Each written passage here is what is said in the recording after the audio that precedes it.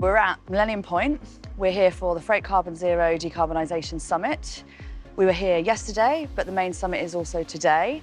And we're here to basically talk about decarbonisation for our sector. Perfect. So for those who don't know, what is the Decarbonisation Summit all about?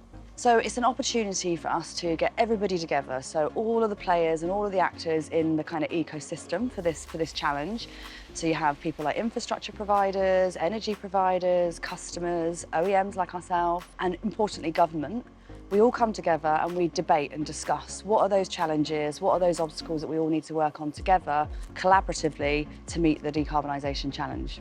What were the key things from last year and what we're looking for this year? The big challenge was around infrastructure. So everybody was sort of saying, you know, until we sort infrastructure out, we're going to really meet lots of challenges with getting trucks on the road and being able to deploy these new technologies. And then we also talked about a new competition that the government have launched called ZERF, or now known as ZHID.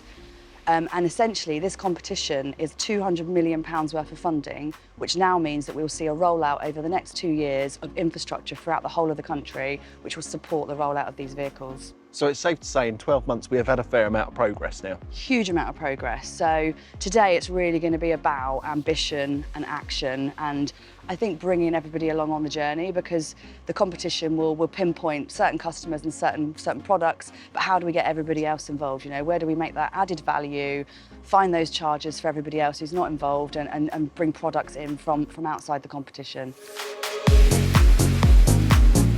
I've joined today to meet with a number of partners in the ZHID programme. There's really great range of speakers on today. Really looking forward to the panel sessions as well. There's a lot of really interesting topics that I think link really well into the ZHID programme at the moment, and the conversations ongoing are very relevant. Hopefully today I'll find some insights into what's going to be happening for the future, look at it and hear the debates about things like infrastructure, which is really important, and then try and hear from the OEMs as well about what options are available and how they're progressing in their drive to decarbonisation. It was like a great opportunity to be here and learn much more about the UK market, meet different stakeholders, customers, the Scania organization. So it's like a great networking event, but also like being here on stage and explaining our position regarding decarbonisation.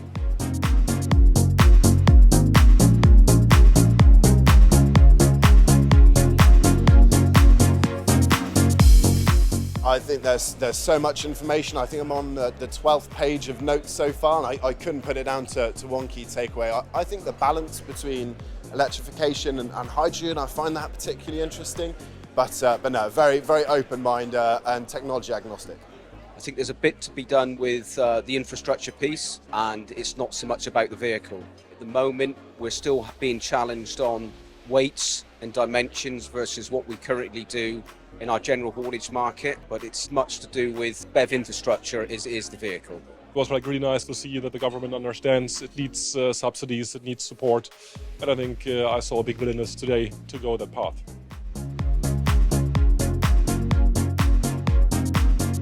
We've got a number of EVs. We've purchased one from Scania. There's plans to purchase another 8, I think, next year. So we're well on our way for that decarbonisation route and purchasing BEVs in particular from Scania.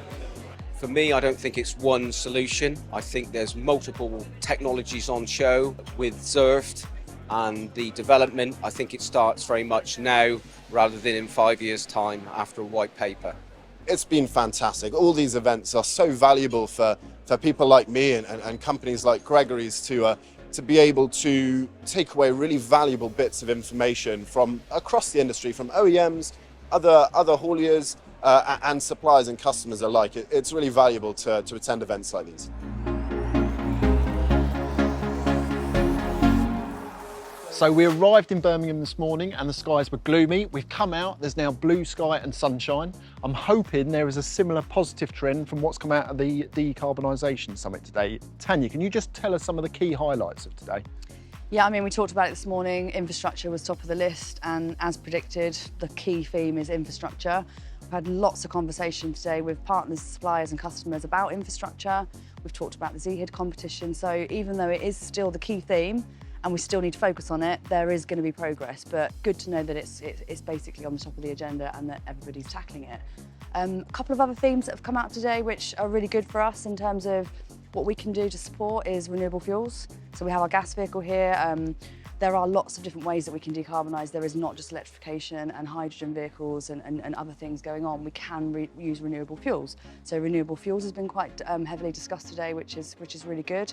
And then the other one is consistency, you know, so people are really after that kind of consistency of message, consistency of policy and long-term commitments from government. So I think if we can commit to a bit of a plan, whether that's our own plans or the government's plans, but we all have certainty, I think together we can all move forward. Brilliant. And what does decarbonisation look like moving forward now? Well, I think we all need to use what we've got, you know, have a plan. So look at where what does your carbon footprint look like? You know, where can you have gains? Where can you make impact?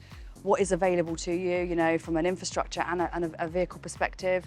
What else is going on in your ecosystem? Because it's not just products, you know, everybody's carbon footprint has other things, you know, the way that you operate your business, you know, how you deal with your people, all those types of elements need to be considered as well. So I think everyone needs to look into all those angles and think about where they can make a difference. And 12 months' time, where are we hoping we're going to be in 12 months' time? 12 months' time, I think there's going to be a lot of action. You know, we've got the kick-off of the ZERF competition, so that bid will be in full swing, getting ready to ramp up in 2025. For us as a business, we're going to be right on the back of the science-based target, so we'll be heading into 2025 with hopefully a dent in that portfolio in terms of the customers and the vehicles they're operating and the emissions that we can contribute towards that minus 20% target. And then I think from an industry perspective, I think we'll hopefully have product on the road, infrastructure being deployed, and we'll all be that a little bit closer to a bit of progress around where we're going to be. Brilliant, thank you, Tanya. So thank you so much for watching our video. Hopefully there's been some useful nuggets of information. I think some of the key things we've got to take away from today is we have a fantastic product range. We've got things that we can offer our customers, but now the absolute key is going to be how we work with our customers and we work with our partners and we work together to make sure that we can come up with the plans to help deliver on the science-based targets and start to help improving the product that we've got in the marketplace, because we know that we can do that over the coming months and years. Thank you very much for watching.